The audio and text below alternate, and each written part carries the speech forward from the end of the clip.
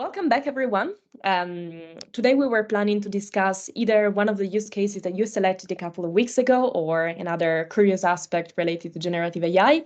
But then we have decided that there was something way more important to share, the advent of GPT-4 Omni. Yeah, that's really an amazing model. I think, and the demos are really impressive because what's the difference to the current discussed large language models is that it's multimodal.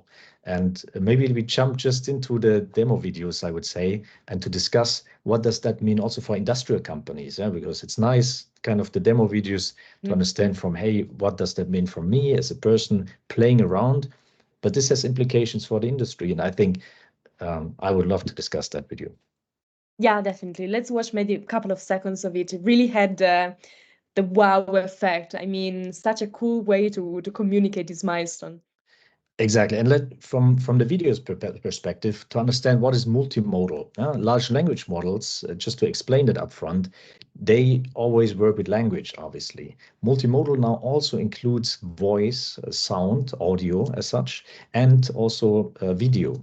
And this not just in layers that you need to translate and then explain to basically DALL-E, for example, but it's all in one model. And this has a lot of implication because it's much faster. It's also cheaper, by the way, again, and this is amazing how quickly does get cheaper. And what does that how could that look like? For example, you could play games like rough paper scissors. Welcome, gentlemen, to the ultimate showdown of the century. In this corner, we have the dynamic duo, Alex and Yana. Now, show your hands. What did you pick? One. Would you look at that? It's a tie. Okay, let's. So just this very quick impression, yeah. So basically the AI could see what is happening, could evaluate the situation, and could instantly talk about it. Yeah. So the speed of interaction, the speed of recognizing what is happening on video. Margherita, what would you say? How could that be influential for the industry? For the manufacturing industry, I mean, recognizing an object would be super beneficial. I'm thinking, for example, if you take a picture of a video of a specific component, we don't know what's called, we don't have any information about maintenance activities related to that. It could immediately provide all the data that we need. Absolutely. Just an idea. Yeah, for sure. And also safety relevant topics like such models could, well, record the environment. And in any case, when there's a safety relevant topic like fire breaks out, a person falls down, hits his head or something. Also, when there's some settings where people are alone, yeah, or they need to be matched with somebody else, just to be secure because something could happen to somebody. Yeah, that some AI could really jump into that, make it more secure, but also explain things. And this I believe is also very valuable. And when we continue, I mean, that's just crazy sarcasm, yeah. But we jump over that. It's really worthwhile to watch how the AI model is suddenly starting to be sarcastic when you ask it to be so. I would look into that one. That was also really amazing. Here, just a quick right? introduction. Which side do you think is the hypotenuse? Really, Remember the hypotenuse? I'm not totally sure. I think it might be this one, but I really am not sure. This side AC. You're close. Actually, side AC is called the adjacent side to the angle alpha. The hypotenuse is the longest side of a right triangle and is directly opposite the right angle. Again, how did you perceive that, Margrethe? That's impressive. Honestly, I would apply something similar to the training at the moment. Usually, if you think about how companies are teaching operators how to perform some activities or work on the machines, it's usually either frontal classes or they tell them to study everything on a manual.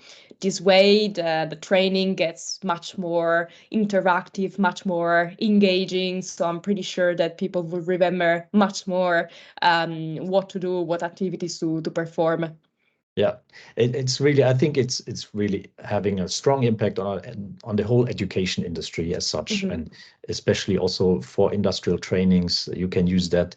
And the interesting part is how friendly the voice is, how engaging, yeah, and how understanding about, oh, well, you made a mistake, doesn't matter, it was close, yeah, we can continue, and that's just also very amazing. Where I think soon everybody of us has kind of a personalized tutor at hand who can always help you, guide you with whatever you do. And so this I think is also very impressive.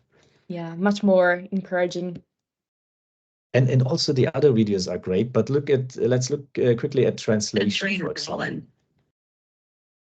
Hey, how's it been going? Have you been up to anything interesting recently? Hola, ¿cómo te ha ido? ¿Has hecho algo interesante últimamente? Hola, bien. Sí, un poco ocupado aquí preparando un evento para la semana que viene. Hey, I've been good. Just a bit busy here preparing for an event next week. So that is also amazing, yeah, how quick it works. And I mean, there are translators out there that worked before, but now this is all one model, this multimodal model, which basically can now not only translate, but also see and hear and things like that. How would you apply that in the industry?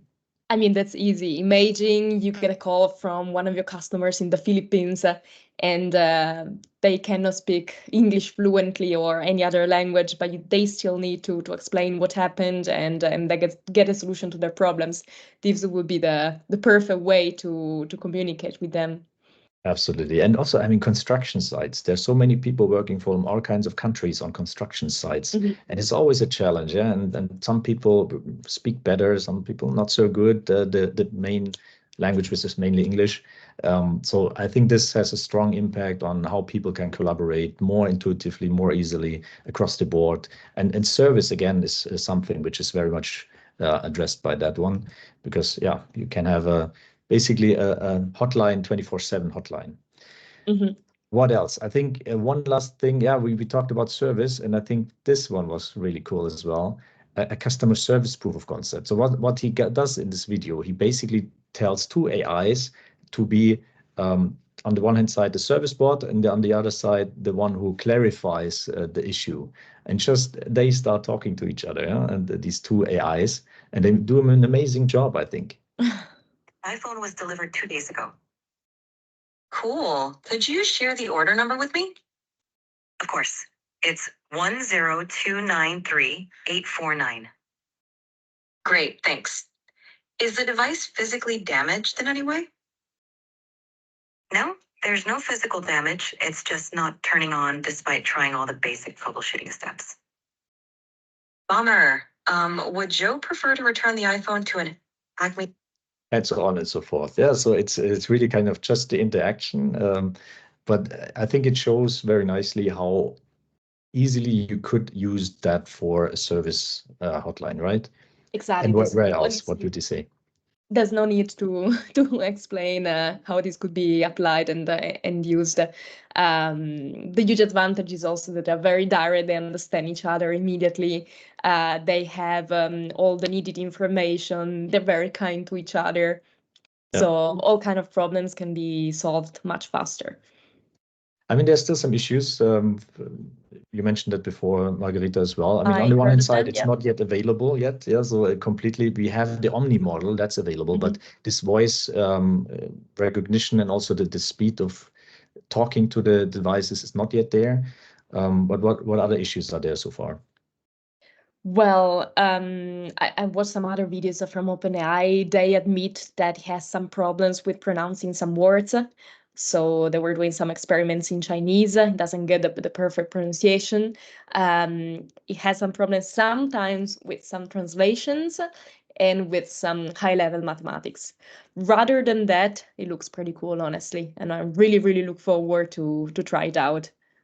And the speed of development is just amazing. So therefore, it's going to be great. And I think we in Europe need to really ramp up our efforts now to catch up and to implement those technologies, because they will make a big difference. That's for sure. So from my side, I already say goodbye. Thanks a lot and see you in the next video. It's all for today. Then goodbye and see you next week. Bye bye.